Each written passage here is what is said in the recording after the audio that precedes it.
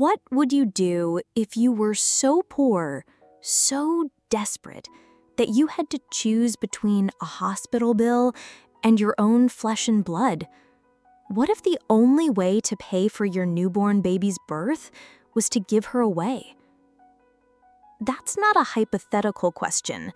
It's the impossible decision a young couple in Bali, Indonesia, had to make. Their names were Hamida and Ahmed Rosidi. They'd just welcomed their new baby girl, but they were trapped. They couldn't afford to leave the hospital. That's when a woman named Marguerite Megawe, a stranger, appeared out of nowhere. She seemed like an angel, offering to pay their debt, a debt of about $150, if they would simply give her their baby. 3 days after she was born, on May 21st, 2007, they made the most gut-wrenching decision any parent could ever face. They signed a document. It was called an Acknowledgement of Child Adoption Deed. But that sounds a lot more official than what it actually was.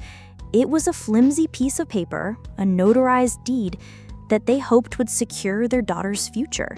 They were told they couldn't see her again until she was 18, but they believed she would be safe, cared for, and live a life far better than the one they could offer.